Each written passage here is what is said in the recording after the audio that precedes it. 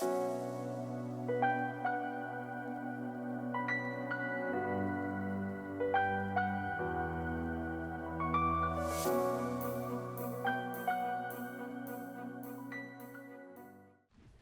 everyone, this is Donnie, aka Elevated with Dota Alchemy, and thank you for tuning in again today. And today's video is going to be just a nice short one where I'm going to talk about changing the way that you approach a game based on the current scenario, and specifically approaching the safe lane. If you have played the safe lane recently, I know there's a lot of carry players out there, raise your hands. Let me know in the comment section below if that's you. Carry, safe lane, it's pretty tough these days. They are throwing all sorts of really abusive, really annoying, harass-heavy off-lanes at us. The dual off-lane meta means that we can't have a nice, safe tri-lane, and therefore, generally speaking, the off-lane is supposed to beat the safe lane most games. And in the professional scene, this happens very, very regularly. The pros end up picking heroes like PL and Terrorblade and Morphling that can lose the safe lane, retreat to the jungle, farm for 10 or 15 or 20 minutes, and then come out and win the game. In a pub, that sort of approach doesn't work nearly as well because your team is not really going to be on the same page. They're not going to buy you all that space, and therefore you have to be a little bit more creative in how you approach being the safe laner. So, in this game, you can see that I'm playing Lycan.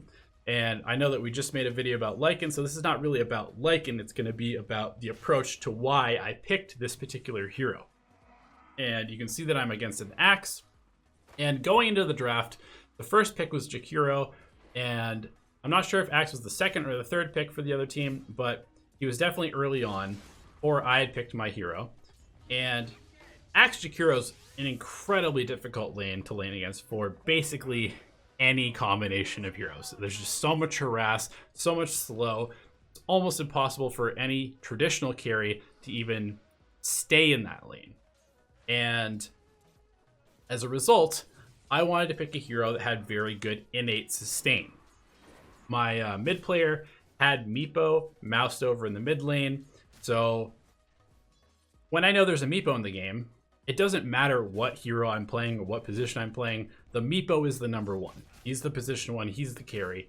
So if I were to pick something like a Spectre, it doesn't really fit how Meepo wants to play the game. Meepo wants to play fast, up-tempo, get ahead early, win the game early. And most traditional carries are kind of the antithesis of how Meepo wants to play the game. So that, combined with the fact that I knew that I was facing a very heavy harass lane, led me to look at some other alternative safe laners. Now, I made a video about breaking the meta and picking Doom in the safe lane, and this is sort of in the same vein as that. Doom is actually a hero that I considered for this one because he can eat a lot of harass. Another great option is Dragon Knight. Again, not necessarily a safe lane hero traditionally, but a hero that can basically just sit there as an impenetrable wall, eating harass, regenning up, keeping the tower alive, and basically just like eating up the time and resources of the enemy heroes.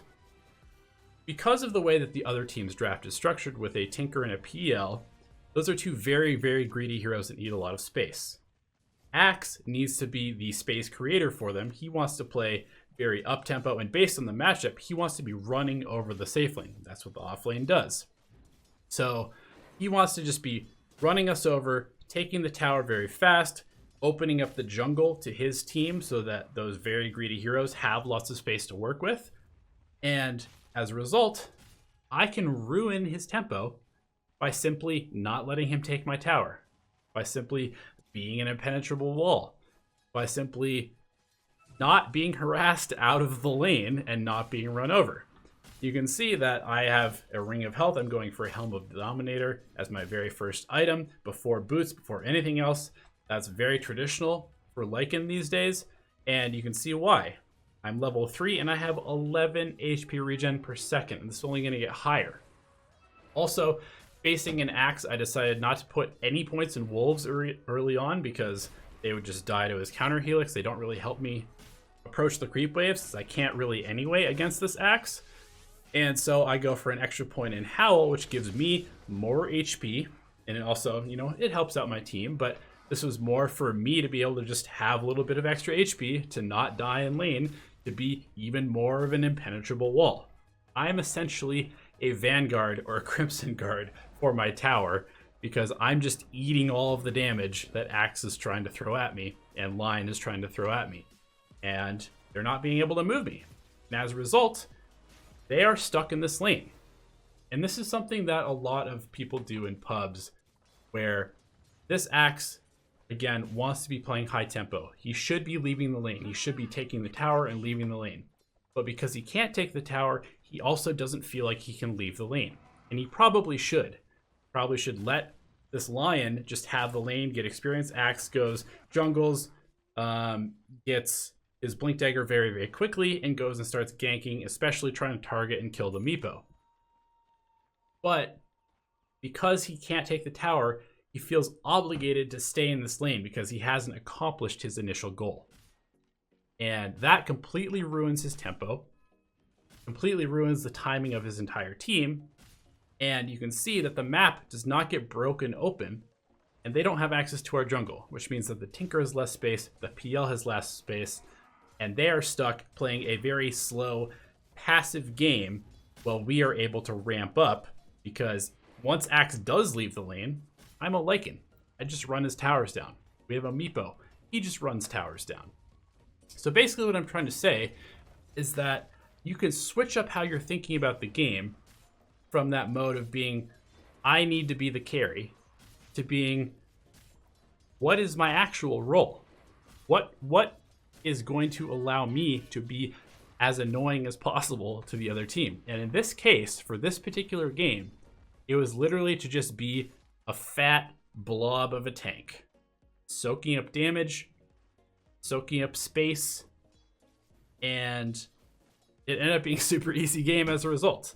And one of the reasons I wanted to make this video is because in one of my previous videos where I talked about underrated heroes, one of them was the CK, and somebody asked me in the comment section, why did you go armlet before getting boots or anything else?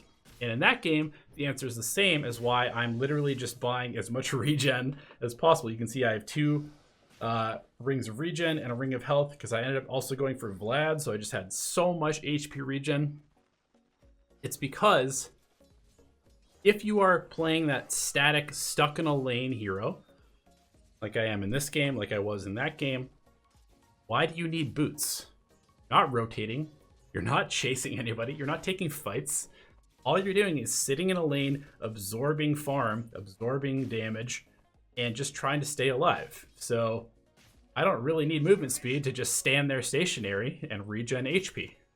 So I'm not buying boots, and I'm just, like I said, being a fat blob. So thank you for watching this video.